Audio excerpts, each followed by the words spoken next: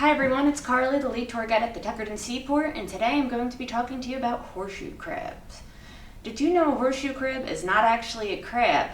It's actually related to arachnids. Its closest living relative is the hooded tick spider, which actually looks very similar to the horseshoe crab. Its closest extinct relative is the sea scorpion. Horseshoe crabs are divided into three parts: the head, the abdomen, where the spikes are, and the telson, which is its tail. The head contains basically most of its body, including its 9 eyes, 2 compound eyes right here. The abdomen, which you can't see here, has its gills, and that's what it uses to move and to breathe. And its telson is its tail. A lot of people think that it is dangerous or poisonous, but it's not. They actually use their tail to steer, and also if they flip over like this in the water, they can flip themselves back up. It's harder for them to do it on land than it is to do it in the water. Did you know that the female horseshoe crabs are bigger than the males? Females are about 18 to 19 inches, while the males are only 14 to 15 inches. Another way to tell the difference between a male and a female horseshoe crab is that the males have 2 boxing glove-like claws at the front, which females do not have. Horseshoe crabs are 500 million years old, making them even older than dinosaurs.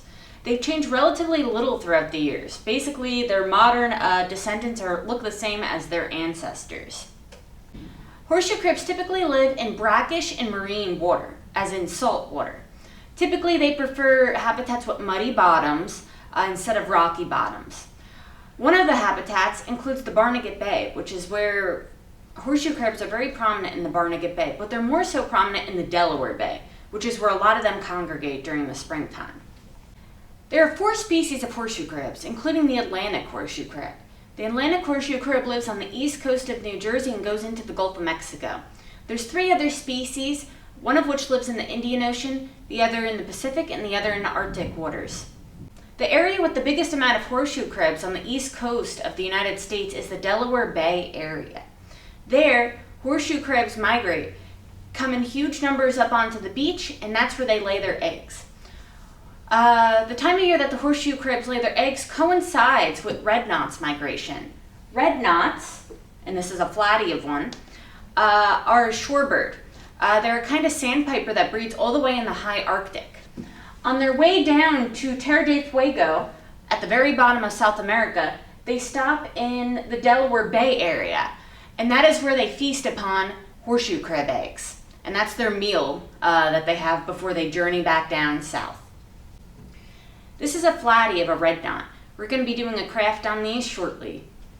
Hi everyone, I'm Maddie and I'm going to show you how to paint your flattie at home.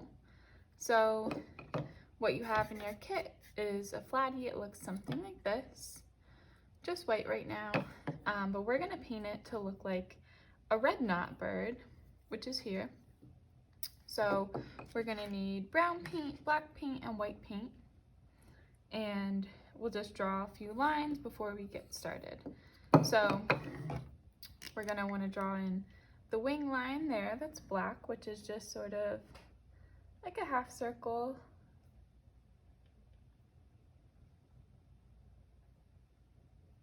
On its back like that. And then this part here, which is sort of the belly of the bird, goes up like that. And back down, something like that. Then I'll mark where the eye is going to be, somewhere in the middle of the head, and just where I want my beak to stop, like that. So now you have the outline of the bird and you can start painting it. We want it to look like a red knot bird, just like how a traditional decoy or flattie would look, just like the bird it's modeled after. So I'll start with some brown here. And decoy painting is considered folk art, and folk art means art made by regular people without any formal training. Anyone can do it, so it doesn't have to be perfect. So take your time, have fun, and don't worry about it being perfect. So you can paint this side, you can paint along the edge, and then we can paint the back side after. So I have my brown, then I'll get some black. You can wipe your brush off if you need to. And paint in its wing. Then we'll go for the beak is black as well. And now I'll get the sides. I can just continue my line where I stopped on the front. Continue it around like this. So it matches up and I know how much to fill in. I can do that on the bottom as well. Match up my line here. Straight down and then fill it in. Then I'm gonna make the black eye as well. I'm gonna use the smaller brush.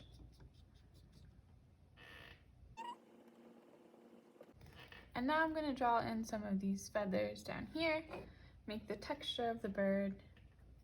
You could do it with black or brown, whatever you want. But I'm just making little marks along the way so it looks like he's nice and feathered. Like that. Then I can go back with my white and do the same thing over the black. Just like that. And now maybe I even want to add a highlight in the eye, a little white dot. So he looks alive. Just like that. So those are the main parts. You can flip it over and do the same thing where you're continuing your line. So you know where to fill in. Same thing, even with the wing, continue it up here. Like that. And then we know it's gonna be that round shape, so I'm gonna use that line. All the way around to meet the other line.